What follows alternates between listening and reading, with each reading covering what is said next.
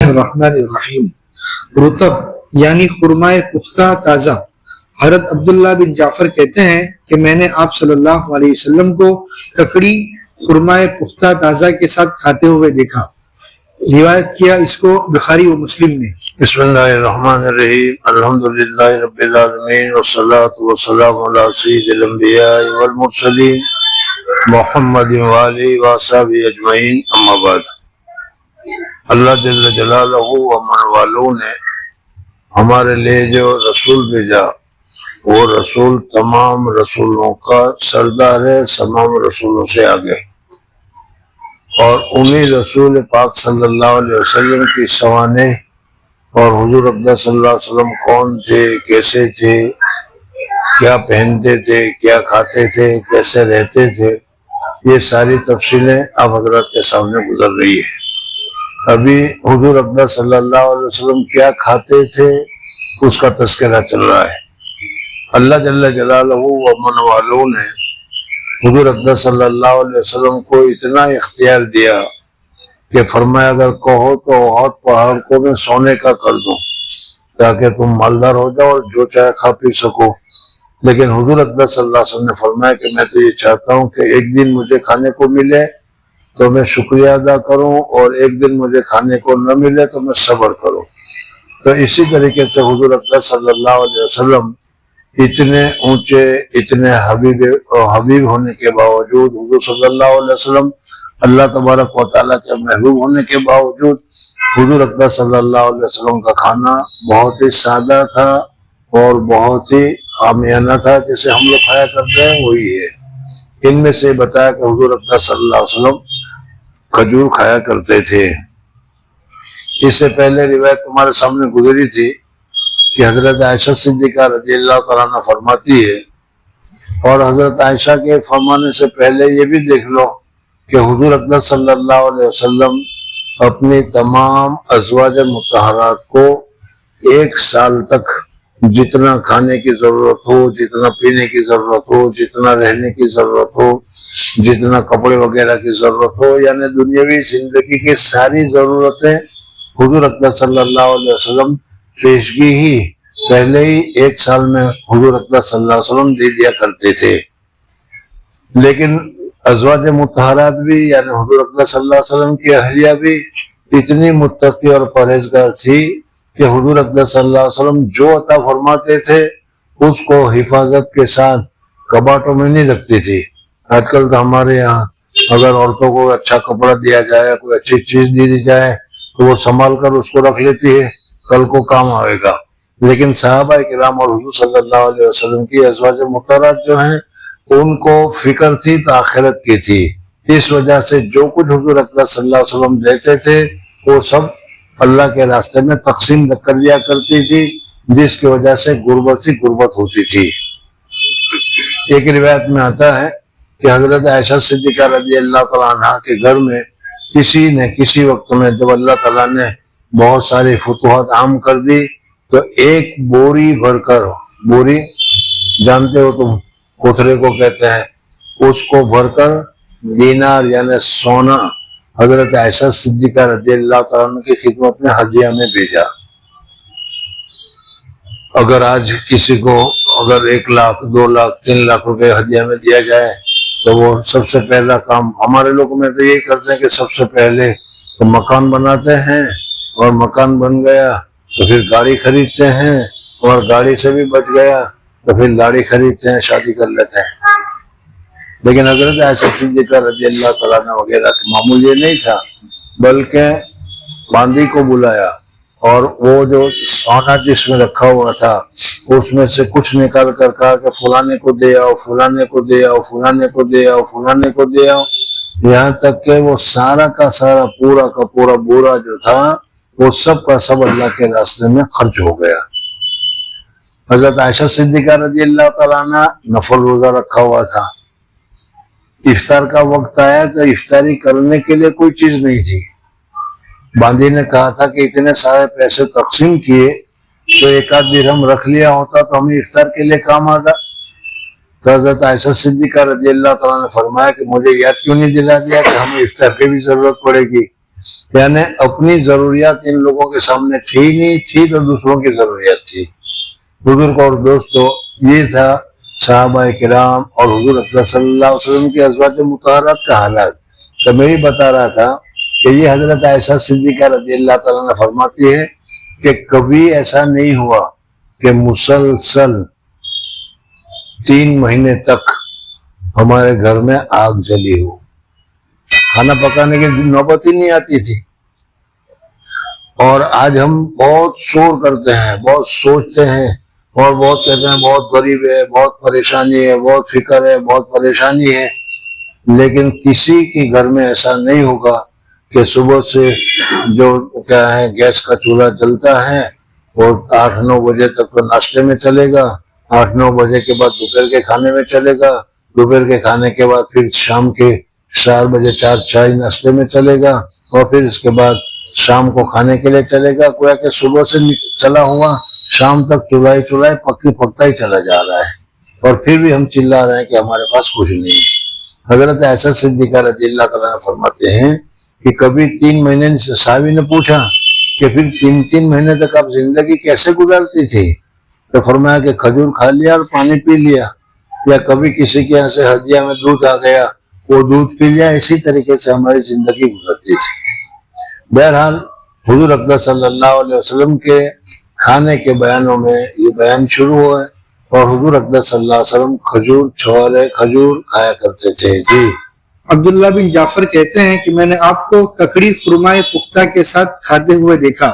روایت کیا اس کو بخاری و مسلم میں. ککڑی ہمارے یہاں بھی ہوتی ہے، ککڑی ہے، ککڑی کو کھجور کے ساتھ کھاتے ہوئے دیکھا، اس لیے کہ ککڑی ٹھنڈی ہوتی ہے اور کھجور گرم ہوتا ہے تو اس کی گرمی اس کی ٹھنڈی کو مار دے، اس وجہ سے حضور صلی اللہ علیہ وسلم دونوں کو ملا کر کھا رہے تھے. جی. اور آپ صلی اللہ علیہ وسلم نماز کے قبل خرمائے تر سے روزہ افطار فرماتے، یعنی روزہ رکھا ہوا ہوتا تھا تو مغرب کی اذان سے بعد یہ نہیں کہ نماز پڑھ کے اطمینان سے کھانا کھائیں گے، بلکہ نماز سے پہلے ہی حضور صلی اللہ علیہ وسلم افطار کر لیتے تھے اور افطار کرنے کے بعد پھر مغرب کی نماز کے لیے جاتے تھے. جی. اگر خرمائے تر نہ ہوتے تو خرمائے خشک سے، یہ بھی نہ ہو تو پانی سے. روایت کیا اس کو ابو داؤد نے. ریحان یعنی خوشبودار پھول.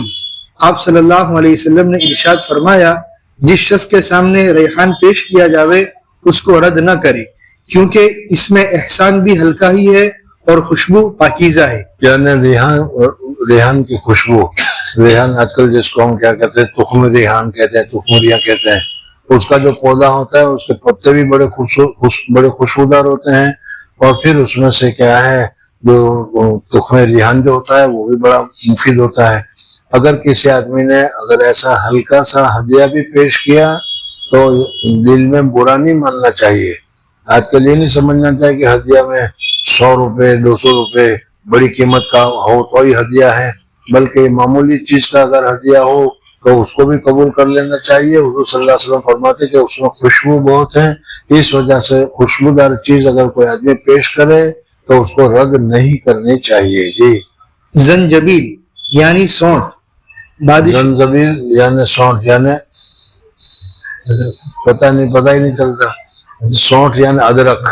حضور اکرم صلی اللہ علیہ وسلم ادرک کا بھی استعمال کیا ہے. سونٹ سوکھی ہوئی ادرک ہو اس کو سونٹ کہتے ہیں اور تل ہو تو اس کو زنجبیل کہتے ہیں. جی. بادشاہ روم نے ایک گھڑا زنجبیل سے بھرا ہوا آپ کے پاس ہدیتاً بھیجا.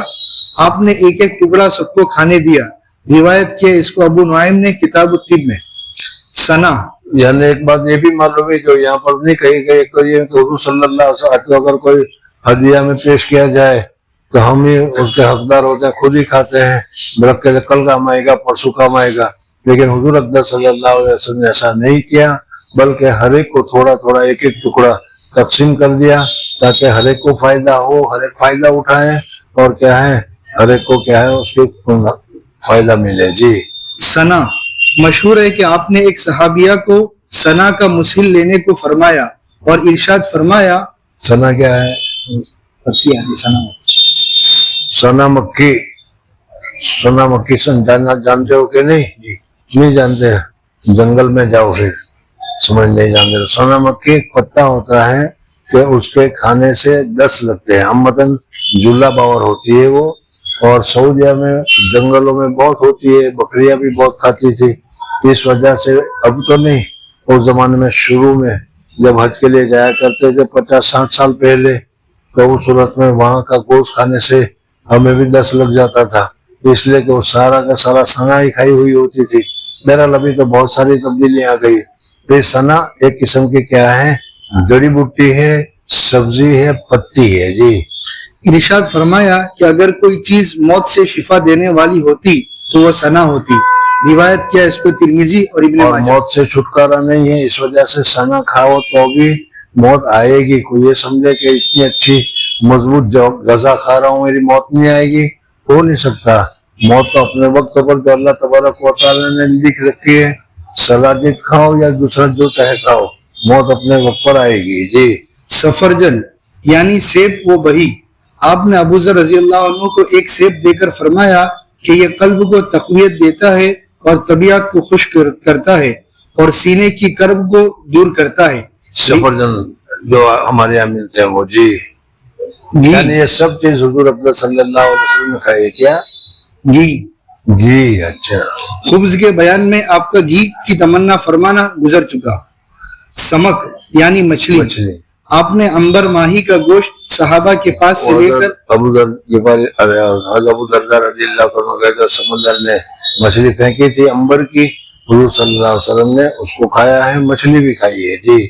چقندر، آپ نے حضرت علی کو وہ نقاہت کی حالت میں تھے، جو اور چقندر سے مرکب کھانے کو موافق مزاج فرمایا۔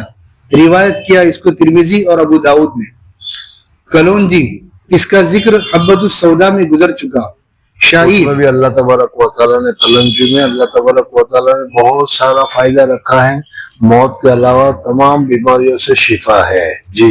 شاعیر یعنی جو، آپ کا معمول حضور تھا اکرم صلی اللہ علیہ وسلم کے زمانے میں مکہ مکرمہ میں عام طور پر جو ہی ملتا تھا، سمجھ میں، گیہوں وغیرہ وہاں نہیں ہوتا تھا، گیہوں ہوتا تھا عراق میں، اور اس وقت عراق فتح نہیں ہوا تھا، اس وجہ سے حضور اکرم صلی اللہ علیہ وسلم نے عامتاً جو کی روٹی ہی کھائی ہے جی۔ آپ کا معمول تھا کہ گھر والوں کو بخار میں آش جو بنا کر پلواتے اور فرمایا کرتے کہ یہ حزین کے قلب کو قوت دیتا ہے اور مریض حزین مانے غمگین دل جو ہوتا ہے، بیماری کے وقت میں دل بہت برا ہوتا ہے، بہت پریشانی ہوتی ہے، ایسے وقت میں جو کا اکارا ہوا پانی، جو کا شوربہ یا جو کا جوس اگر پیا جائے تو مفید ہوتا ہے جی۔ اور مریض کے قلب سے کرب کو دور کرتا ہے۔ روایت کیا اس کو ابن ماجہ نے، اور یہ سب کو معلوم ہے کہ آپ کی اکثر غذا یہی غلہ تھا۔ شوی یعنی بھنا ہوا گوشت، آپ کا تناول فرمانا چند حدیثوں میں ہے جو ترمذی میں مذکور ظاہر ہے۔ بات ہے کہ حضور اکرم صلی اللہ علیہ وسلم کے زمانے میں گوشت کھایا جاتا تھا، اونٹ کا گوشت کھایا جاتا تھا، بکری کا بھی گوشت کھایا جاتا تھا، مرغی وغیرہ کا بھی گوشت حضور اکرم صلی اللہ علیہ وسلم نے کھایا ہے، لیکن آج کل کی طرح ہمارے یہاں لذیذ بنا کر عجیب طرز پر پکا کر کھانے کا دستور نہیں تھا۔ گوشت کو سیک لیا یا شوربہ بنا لیا اور کھا لیا، بس یہی سادہ طریقے پر حضور اکرم صلی اللہ علیہ وسلم کا کھانے کا معمول تھا۔ سوکھا ہوا یعنی سیکا ہوا زیادہ ہوتا تھا جی۔ چربی، ایک یہودی نے آپ کی دعوت کی اور جو کی روٹی اور چربی جس میں کچھ تغیر آ گیا تھا پیش کی۔ ایلوا، اس کا ذکر بیان حرف میں گزر چکا۔ طیب یعنی خوشبو، آپ نے ارشاد فرمایا کہ مجھ کو دنیا کی چیزوں میں سے منکوحہ بیویاں اور خوشبو پسند ہے۔ فصل یعنی شہد، آپ نے ارشاد فرمایا جو شخص ہر مہینہ 3 دن صبح کے وقت شہد چاٹ لیا کرے اس کو کوئی بڑی بلا نہ پہنچے گی۔ روایت کیا اس کو ابن ماجہ نے۔ اجوا، مدینہ منورہ کی کھجوروں میں سے، کا نام ہے اجوا، اس کی بہت فضیلت ہے۔ روزانہ صبح سویرے 6-7 دانے کھانے سے آدمی کے سحر وغیرہ بھی نہیں ہوتا جی۔ مدینہ منورہ کی کھجوروں میں سے ایک خاص قسم ہے، آپ نے ارشاد فرمایا کہ اجوا جنت سے ہے اور وہ زہر سے شفا ہے۔ روایت کیا اس کو نسائی اور ابن ماجہ نے۔ عود ہندی، اس کی 2 قسمیں ہیں، ایک پست کہلاتا ہے، آپ نے ارشاد فرمایا کہ دوا کی چیزوں میں سب سے بہتر پچنے لگوانا ہے، اور پست بحری، روایت کیا اس کو بخاری و مسلم نے، اور آپ نے فرمایا کہ اس عود ہندی کو استعمال میں لایا کرو، اس میں 7 شفائیں ہیں، اور دوسری قسم خوشبو میں برتی جاتی ہے، آپ اس کو سلگا کر خوشبو لیتے تھے، روایت کیا اس کو مسلم نے۔ جیسے ہم اگربتی سلگا کر خوشبو لیتے ہیں، اسی طریقے سے اس پشت ہندی کو سلگا کر اس کی خوشبو لی جاتی تھی۔ جی۔ قصہ یعنی ککڑی، آپ نے ککڑی کو خرمائے تازہ سے تناول فرمایا ہے، روایت کیا اس کو ترمذی نے۔ کمات جس کو بازے کومت جس کو بات آج کل کیا ہے بہت زیادہ اس کا استعمال ہو گیا ہے، کیا کہتے ہیں اسے؟ کومات، باندرانی چھتری، کیا کہتے ہیں اس کو؟ مشروم۔ دیکھو باندرا کی چھتری کا تو وہ مشروم کا نام یاد آ گیا، اس لیے کہ آج کل ہر کھانے میں مشروم پڑتا ہے اور بہت عجیب قسم ہے یہ۔ اس کو کومات اسی لیے کہتے ہیں کہ اس کو کھیتی کرنے کی، اگانے کی ضرورت نہیں پڑتی، قدرتی طور پر جیسے اور دوسرا سبزی اگ جاتی ہے اسی طریقے سے اگ جاتی ہے، تو اس کو کومات کہتے ہیں۔ جی۔ اور بازے سانپ کی چھتری کہتے ہیں، آپ نے فرمایا کہ کمات مشابہ من کے ہے جو بنی اسرائیل من اور سلوا جو بنی اسرائیل پر اترتا تھا، بغیر محنت کے حاصل ہو جاتا تھا، یہ بھی بغیر محنت کے حاصل ہو جاتا ہے۔ سنا تمہارا وزیر اعظم اسی کو کھاتا ہے۔ جی۔ یعنی جیسے وہ مفت کی چیز اور کثیر المنفعت تھی ایسے یہی ہے، اور اس کا عرق آنکھ کے لیے شفا ہے، روایت کیا اس کو بخاری و مسلم نے۔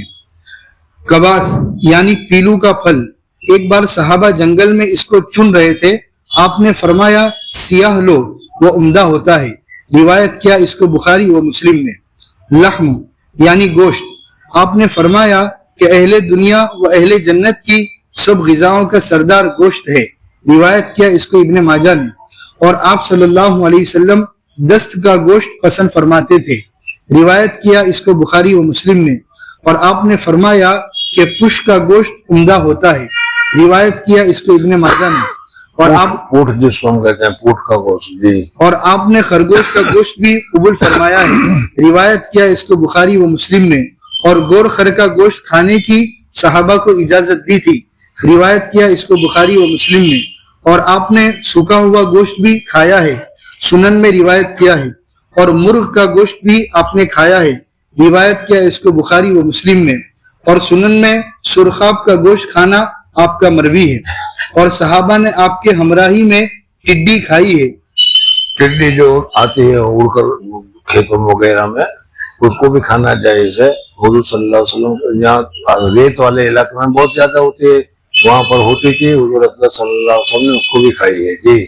لبن یعنی دودھ، آپ نے دودھ کی مدح بھی فرمائی ہے کہ بجز دودھ کے اور کوئی چیز مجھ کو ایسی معلوم نہیں کہ جو کھانے اور پینے دونوں سے کافی ہو جائے۔ دودھ میں اللہ تبارک و تعالیٰ نے دونوں چیزیں رکھی ہے، پانی کا مادہ بھی رکھا ہے، پینے کے کام بھی آتی ہے، اور کھانے کا مادہ بھی رکھا ہے۔ اس وجہ سے اگر کوئی آدمی نہ کھائے تو کھانے کا جو ضرورت ہے، بدن کی ضرورت ہے، وہ اس کے ذریعے سے پوری ہوتی ہے۔ بچہ پیدا ہوتا ہے تو وہ دودھ ہی پر پلتا ہے، دودھ ہی پر زندہ رہتا ہے، دونوں ضرورتیں اس دودھ کے ذریعے سے پوری ہوتی ہے۔ اور اللہ تبارک و تعالیٰ نے ماں کے دودھ میں ایسی قوت اور ایسی طاقت رکھی ہے کہ جس کی وجہ سے بدن کی نشو و نما بھی اور بدن کے اندر عقل و طاقت وغیرہ بھی اس کے ذریعے سے بہت ہوتی ہے۔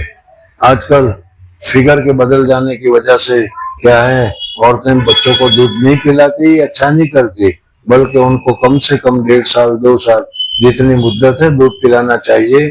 اس دودھ پلانے کی وجہ سے بچوں میں صحت، تندرستی اور ذہن اور بیماریوں کو دفاع کرنے کی جو طاقت ہے وہ بچوں میں قدرتی طور پر بہت زیادہ پیدا ہوتی ہے۔ جی۔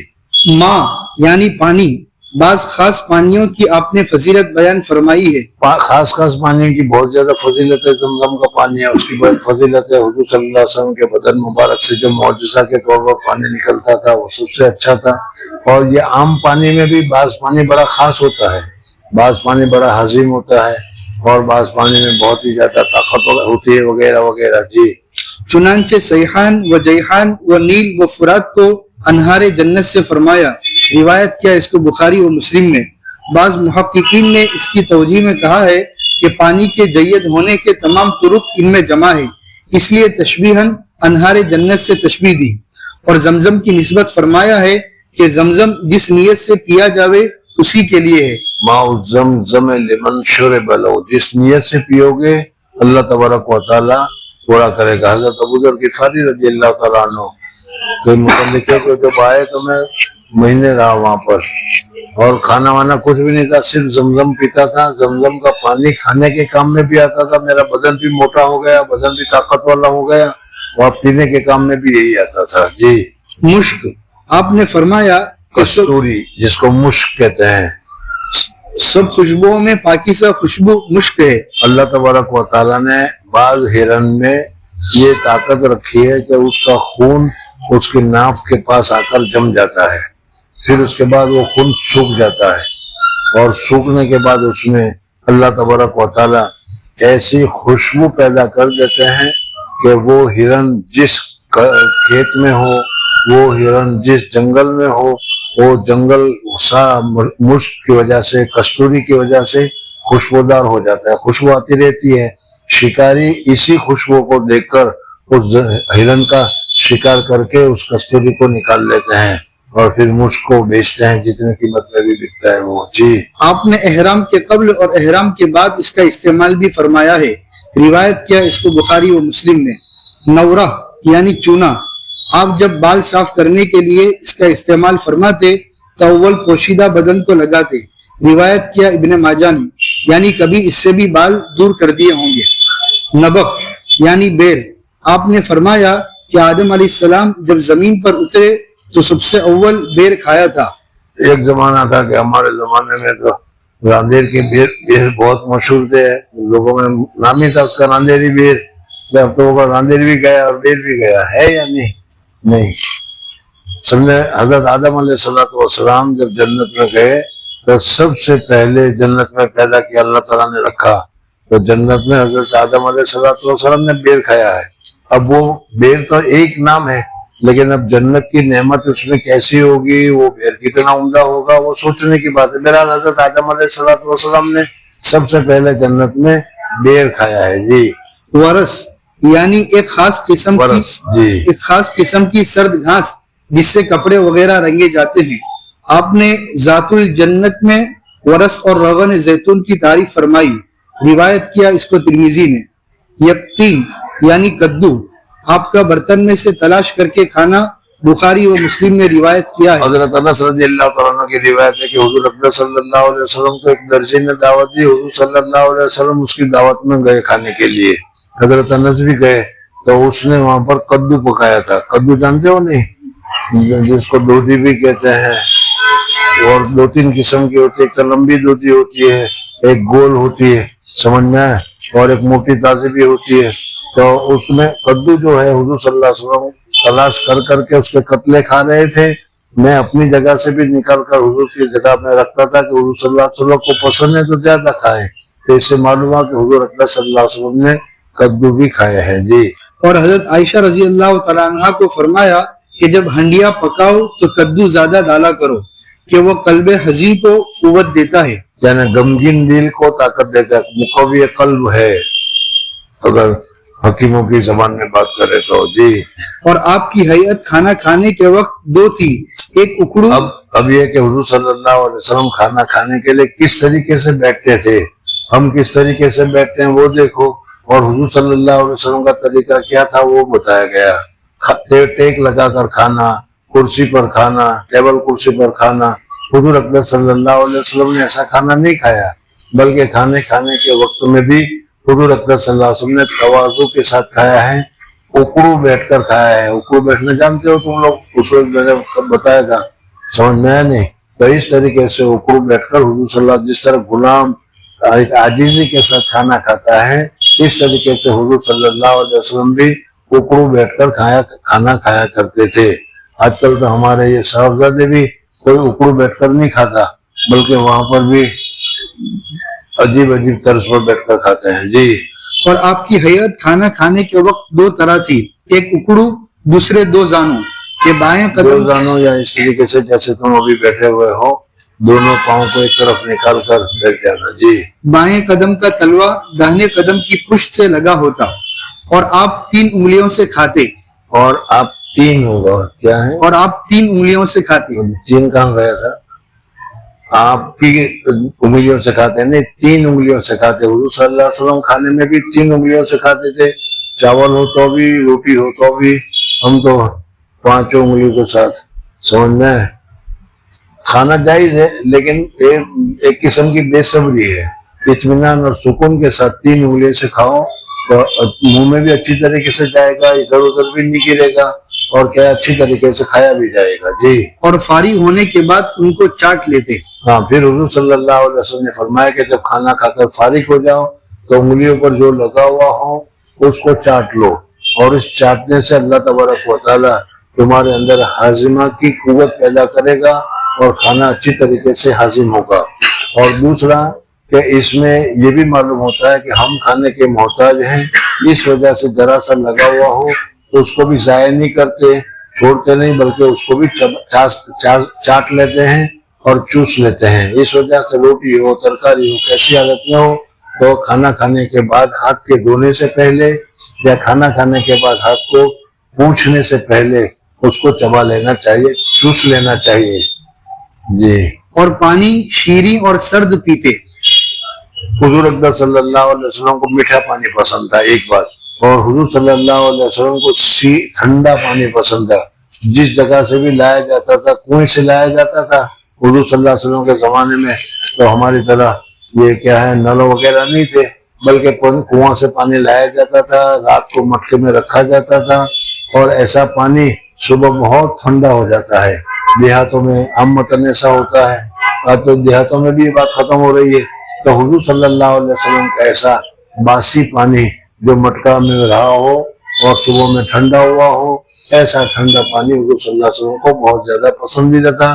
ہمارے شیخ فرمایا کرتے تھے کہ ٹھنڈا پانی پینے سے الحمدللہ جو نکلتا ہے وہ دل سے نکلتا ہے، یعنی خوشی کے ساتھ، اطمینان کے ساتھ الحمدللہ نکلتا ہے. جی. ابو الہیثم رضی اللہ تعالیٰ عنہ سے آپ نے باسی پانی طلب فرمایا تھا، اور آپ کے لیے بیر سقیہ سے شیریں پانی لایا جاتا تھا، اور پانی 3 سانس میں پیتے تھے. پانی پینے کا طریقہ ہے کہ اگر پانی پیو بسم اللہ پڑھو، بسم اللہ پڑھ کر ایک گھٹ لو، پھر ہٹا لو، دوسرا گھٹ لو، پھر ہٹا لو، پھر تیسرا گھٹ لو، اور کیا ہے 3 گھٹ میں پانی کو جتنا پینا ہے 3 گھٹ میں پیو. وہ بیلوں کی طرح ایک گھٹ میں لگا لیا گٹ گٹ گٹ گٹ گٹ گٹ گٹ پیتے رہیں، یہ طریقہ مناسب نہیں ہے. جی. اور بیٹھ کر پانی پیتے. بیٹھ کر پینا زیادہ اچھا ہے، اس وجہ سے بیٹھ کر پینا چاہیے.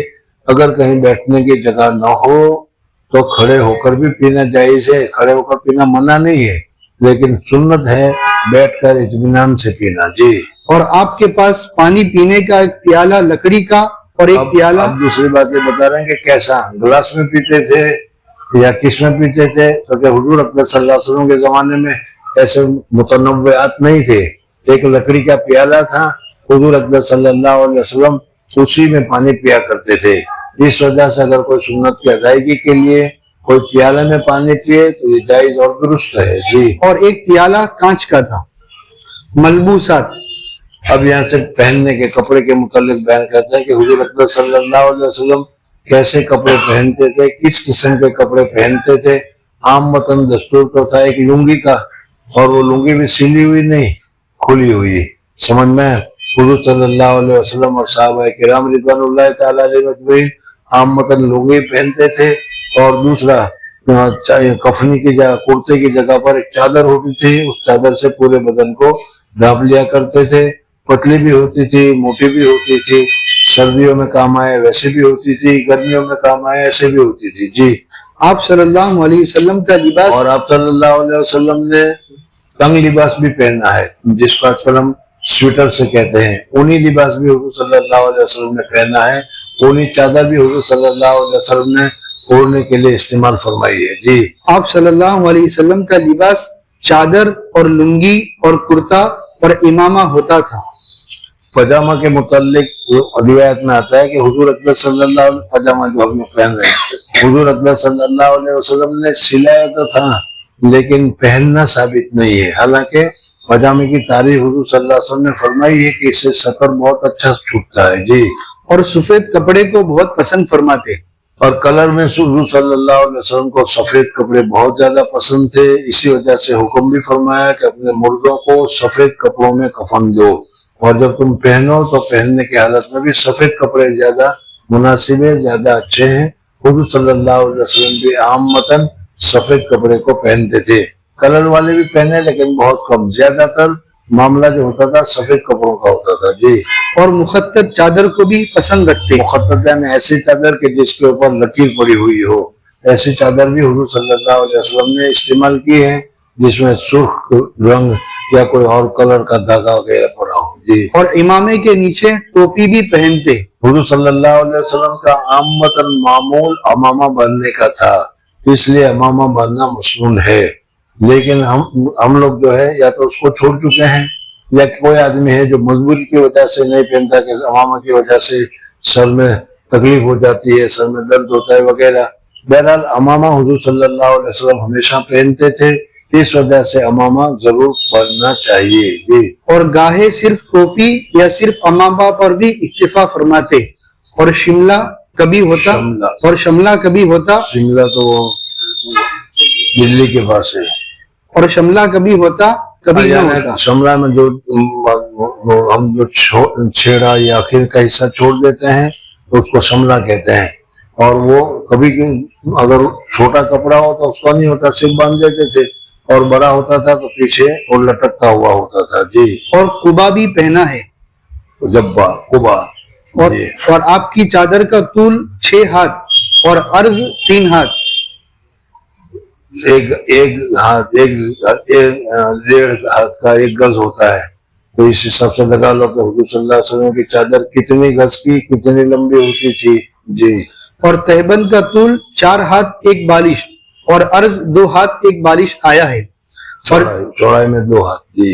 اور چادر بوٹے دار اور سادہ دونوں طرح کی پہنی ہے، یعنی چادر جو اوڑھنے کی ہوتی تھی اس وقت پھول بکے بھی بنے ہوئے ہوتے تھے، نقشی والی بھی ہوتی تھی، سادی بھی پہنی ہے، نقشی والی بھی پہنی ہے جی۔ اور سیاہ کپڑا بھی پہنا ہے۔ حضور اکبر صلی اللہ علیہ وسلم جو فتح مکہ کے لیے، آج کل تو ہم یہ سمجھتے ہیں کہ سیاہ رنگ ہم نے غمگینی کا سمجھ رکھا ہے، اسی وجہ سے شیعہ حضرات جو ہے محرم کے پورے مہینے میں کالے کلر کا ہی لباس پہنتے ہیں، اور ان کے تو بڑے بھی کالے کلر کا کپڑے اور شیروانی وغیرہ پہنتے ہیں، وہ صرف اس وجہ سے وہ رنج کو ظاہر کرتے ہیں۔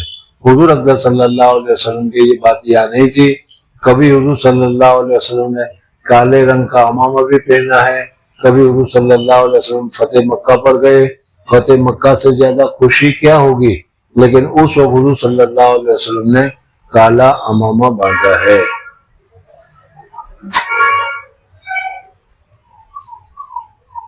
اب آپ لوگ تو سدھری ہوئی دنیا کے آدمی ہیں، اس لیے کچھ نہیں کہتے ہیں۔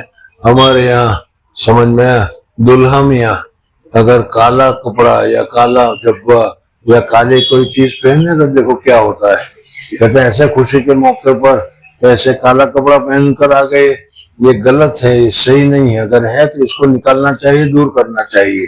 حضور اکبر صلی اللہ علیہ وسلم نے فتح مکہ کے موقع پر جو امامہ باندھا تھا وہ کالا تھا، تو اگر کالا غمگینی ہی کا علامت ہوتی تو پھر اس صورت میں حضور صلی اللہ علیہ وسلم اس کو نہیں پہنتے، لیکن یہ ہم لوگوں نے اپنے طور پر یہ مان لیا ہے جی۔ اور شاہ روم نے آپ کی خدمت میں ایک پوستین جس میں ریشم کی سنجاف لگی تھی بھیجا تھا۔ پوستین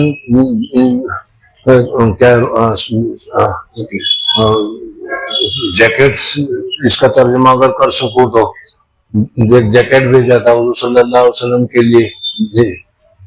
اور پائجامہ آپ نے خریدا ہے، اور بعض روایتوں میں پہننا بھی آیا ہے، بعض روایتوں میں آیا ہے، بعض روایتوں میں نہیں بھی آیا ہے جی۔ اور آپ کے پاس 2 چادریں، سبز اور ایک سیاہ، اور ایک خیس سرخ دھاری کا، خیس اور ایک خیس سرخ دھاری کا۔ خیس یہ بھی ایک چادر ہی ہوتی ہے لیکن اس کا چمڑا، اس کا وہ ذرا موٹا سا ہوتا ہے، اس کو خیس سے تعبیر کیا جاتا ہے جی۔ اور ایک خیس بالوں کا یعنی کمبل تھا، کمبل کا تھا جو بالوں سے بنایا گیا تھا، حضور صلی اللہ علیہ وسلم سردیوں کے دنوں میں اس کو اوڑھنے کے کام میں استعمال کرتے تھے۔ اور کرتا سوت کا تھا جس کے دامن اور آستین دراز نہ تھے، اور آپ نے کتان اور صوف بھی پہنا ہے، مگر زیادہ استعمال سوتی کپڑے کا فرماتے تھے، اور قیمتی کپڑا بھی استعمال فرمایا ہے، اور تکیہ آپ کا چمڑے کا تھا۔ یعنی یہ تو پہننے کے سلسلے میں تھا۔ اب حضور صلی اللہ علیہ وسلم کے سونے کا بستر کس قسم کا تھا، وہ کس قسم کا ہوتا تھا، ڈنلوپ کا گدا ہوتا تھا یا اور کیا ہوتا تھا، اس کو یہاں پر ذکر کر رہے ہیں کہ حضور اقدس صلی اللہ علیہ وسلم کا چمڑے کا ایک گدا تھا اور اس میں کھجور کے پتے بھرے ہوئے تھے، اس کو بچھا دیا جاتا تھا، اسی پر حضور صلی اللہ علیہ وسلم لیٹتے تھے۔ تکیہ تھا، وہ بھی تکیہ چمڑے کا تھا اور اس میں بھی کھجور کے جو پتے ہیں وہ بھرے گئے تھے، اس کو حضور اقدس صلی اللہ علیہ وسلم سر کے نیچے رکھ بھی لیا کرتے تھے۔ کبھی سر کے نیچے یا زمین کے اوپر چادر بچھا دی اور چادر بچھا کر بھی سو گئے۔ گرمی کے دنوں میں عام وطن ایسا ہوا کرتا ہے کہ زیادہ گدا یا ایسی چیزوں کی ضرورت نہیں ہوتی، کہ ہر موقع اور محل کے اعتبار سے حضور اقدس صلی اللہ علیہ وسلم کا بستر ہوا کرتا تھا۔ جی، اور تکیہ آپ کا چمڑے کا تھا جس کے اندر پوست خرما بھرا ہوا تھا، اور آپ کبھی بستر پر سوتے، کبھی چمڑے پر، کبھی چٹائی پر، کبھی زمین پر، کبھی چارپائی پر، کبھی سیاہ کمبل پر۔ حضور اقدس صلی اللہ علیہ وسلم نے چارپائی پر بھی لیٹے ہیں، اس وجہ سے چارپائی پر تخت پر لیٹنا بھی جائز اور درست ہے۔ جی، ایک بستر آپ کا چمڑے کا تھا جس کے اندر پوست خرما بھرا تھا، اور اوڑھنا بھی اوڑھتے تھے، اور نالین اور خفین بھی پہنتے تھے۔ نالین اور خفین، موزہ مسا کرنے کے لیے جو خف ہوتا ہے، حضور صلی اللہ علیہ وسلم نے خفین بھی پہنے ہیں موزہ کرنے کے لیے۔ جی، مرکوبات، اب یہاں سے حضور صلی اللہ علیہ وسلم کی سواریاں، کون کون سی سواریاں تھی، کس پر سوار ہوتے تھے، اس کا تذکرہ آ رہا ہے۔ جی، 7 گھوڑے تھے جن کے نام یہ ہے 60 تو 60 کیوں بول رہا ہے؟ 7 گھوڑے تھے، 7 گھوڑے تھے، 7 نہیں سب بول سکتا، 7 گھوڑے تھے۔ پھر 7 تم لوگوں کا مخارج بھی صحیح نہیں ہے۔ 7 گھوڑے تھے، حضور صلی اللہ علیہ وسلم کے پاس پوری زندگی میں عجیب عجیب نام کے 7 قسم کے گھوڑے تھے جو اس پر حضور صلی اللہ علیہ وسلم سوار ہوئے ہیں۔ جی، جن کے نام یہ ہے سکب، مرتجز، طیف، لزاز، ضرب، سبحہ، ورد، اور 5 خچر تھے۔ ایک دلدل، یہ مقوقس شاہ مصر نے بھیجا تھا۔ دوسرا فضہ فروا نے جو کہ قبیلہ جزام سے تھا بھیجا تھا۔ تیسرا ایک سفید خچر تھا جس کو حاکم ایلا نے پیش کیا تھا، اور ایک چوتھا اور تھا جو حاکم دومت الجندل نے بھیجا تھا، اور بعض نے 5واں بھی کہا ہے جو نجاشی شاہ حبشہ نے بھیجا تھا۔ اور دراز گوش 3 تھے، ایک دراز گوش مانے گدھے۔ حضور صلی اللہ علیہ وسلم کے زمانے میں گدھوں پر بھی سواری ہوتی تھی، سامان لے جانے کے کام بھی آتا ہے، آج کل بھی استعمال ہوتا ہے لیکن اب کم ہو گیا۔ تو 3 گدھے بھی تھے جس کے اوپر حضور اکرم صلی اللہ علیہ وسلم سوار بھی ہوتے تھے اور تشریف بھی لے جاتے تھے۔ جی، ایک جو شاہ مصر نے بھیجا تھا، دوسرا جو فروا مذکورہ نے بھیجا تھا، اور تیسرا حضرت سعد بن عبادہ نے پیش کیا تھا۔ یعنی اس زمانے کے جو بڑے بڑے بادشاہ تھے، اس بڑے بڑے حاکم تھے، ان حاکموں نے کسی نے دلدل بھیجا، کسی نے خچر بھیجا، کسی نے گدھا بھیجا، کسی نے گھوڑا بھیجا، حضور صلی اللہ علیہ وسلم نے اس کو استعمال فرمایا۔ جی، اور 2 یا 3 سانڈنیاں بھی تھی، ایک قصوہ، دوسرا حضور اکرم صلی اللہ علیہ وسلم کی جو سواری تھی ساندنیاں کہہ رہے ہیں، یعنی جو کیا کہتے ہیں اونٹ ہوتا ہے، اس کی جو مادہ ہوتی ہے اس کو ساندنی کہا جاتا ہے۔ تو حضور اکرم صلی اللہ علیہ وسلم کی جو سواری تھی ساندنی تھی، اور وہ بہت مشہور تھی، بہت مضبوط تھی اور بہت تیز چلنے والی تھی۔ کوئی بھی حضور صلی اللہ علیہ وسلم کی سواری سے کسی کی سواری آگے نہیں نکل جاتی تھی۔ اور ایک بات میرے ذہن میں، لیکن میں سوچ رہا ہوں کہ کہوں نہ کہوں، استدلال کرنے کے لیے مولویوں کو چاہیے، سمجھ میں۔ ایک جگہ پر گئے، مول صاحب کی گاڑی تھی، اس میں لے جا رہے تھے، BMW میں بھی اعلیٰ درجے کی گاڑی تھی، سمجھ میں۔ تو انہوں نے کہا کہ حضور اکرم صلی اللہ علیہ وسلم کی سواری بھی سب سے اعلیٰ تھی، اس لیے ہم سب سے اعلیٰ سواری رکھتے ہیں، لہٰذا آپ بھی سب مرسیڈیز اور BMW بساؤ، یہ چھوٹی چھوٹی گاڑیوں کو چھوڑو۔ حضور صلی اللہ علیہ وسلم کی اپنی جو بتایا گیا سب سے اعلیٰ تھی کہ نا قصوہ، وہی آتی تھی تو لوگوں کے پاؤں ٹوٹ جاتے تھے، اتنا وزن پڑتا تھا، لیکن یہ اونٹنی جو تھی وہ برداشت کر لیتی تھی، وہ ذرا سی جھک جایا کرتی تھی۔ بہرحال اور بھی بہت ساری فضیلتیں اس قصوہ میں تھی، तो सांडनियां थी हुजूर सल्लल्लाहु अलैहि वसल्लम की, जिसके ऊपर सवार होते थे। एक कस्वा, दूसरी अज़बा, तीसरी जदआ, और बाज ने ये दोनों नाम एक के कहे हैं। और 45 ऊँटनियां दूध की थी और 100 बकरियां थी, इससे जायद न होने देते। जब कोई बच्चा जब होता तो फिर हुजूर सल्लल्लाहु अलैहि वसल्लम दूसरे को तकसीम कर दिया करते, लो भाई अब ले जाओ, इतने सारे को अपने पास रख के क्या करना है जी। जब कोई बच्चा पैदा होता एक बकरी ज़बाह कर देते। तंबीह, इस फसल में जो कुछ जिक्र किया बाज उमूर में इस्तिमरार था, बाज खास हालात व खास अजमीना के एतबार से, यानी बाज जमाने के एतबार से खास खास कपड़े पहन देते, ये नहीं कि बस यही होता था हमेशा जी। मिनर रोज, आपने अपनी उम्र पूरी फरमा दी और एक रोज भी जौ से शिकम सेरी की नौबत नहीं आई। जौ ही की रोटी मिलती थी, लेकिन जौ की रोटी भी पूरा पेट भरकर नहीं, जैसा अभी आप हजरात ने खा लिया होगा मदरसे में, नहीं, अरे पेट भरकर खाया कि नहीं, अल्हम्दुलिल्लाह भी नहीं पड़ा होगा। बहरहाल हुजूर सल्लल्लाहु अलैहि वसल्लम को रोजाना ये तो क्या कहते, गेहूं की चुपड़ी हुई रोटी तो चपाती तो मिलती ही नहीं थी, लेकिन आप लोगों को मिल रही है, शुक्रिया अदा करना चाहिए। बहरहाल हुजूर सल्लल्लाहु अलैहि वसल्लम का तरीका जो था वो जौ था, जौ की रोटी खाया करते थे जी। और आपका फर्श बोरिया था। ये हालत उस पर थी कि तमाम दुनिया के मालिक थे, आपको दुनिया से बाज, पूरी दुनिया का कंट्रोल, पूरी दुनिया का हुजूर सल्लल्लाहु अलैहि वसल्लम के पास में था, लेकिन उसके बावजूद खाने में जैसा कोई गरीब, कोई मोहताज आदमी हो और वो खाता है, इस तरीके से खाना होता था। कपड़े को खुद पैवन लगा लेते और बकरी को खुद धो लेते। और किसी कपड़े को पैवन लगाने का मसला आ गया, मेरे ख्याल में तो इसमें एक भी नहीं होगा जिसके बदन के ऊपर कपड़ा हो और उसके ऊपर पैवन लगे हुए हो। हजरत उमर रज़ियल्लाहु ताला अन्हु जब मुल्क शाम गए तो आपके ऊपर जो कपड़ा था, आपकी चादर थी, उसमें पैवन लगा हुआ था। हम में से अगर किसी के कफनी में अगर पैवन लगा हुआ हो तो उसको मदरसे में भेजा जाए वाले दिन, तो ये कहता मैं इसको नहीं पहनने का।